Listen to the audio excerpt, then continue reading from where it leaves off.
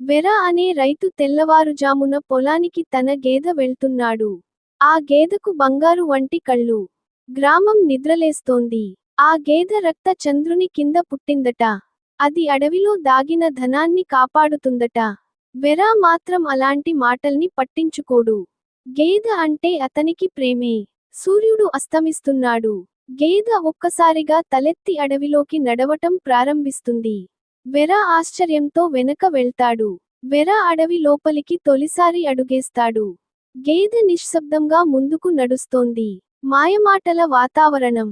చంద్రుడి కాంతిలో ఒక చిన్న చిరుత పిల్ల గాయపడినట్టు పడి ఉంది.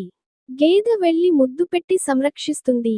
వెరా మౌనంగా చూస్తూ ఆశ్చర్యపోతాడు.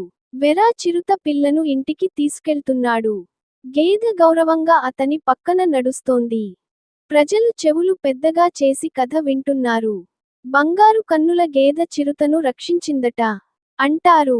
ఇప్పుడు ఆమె దేవతగా భావించబడుతోంది. గేదె కొండపై నిలబడి ఉంటుంది.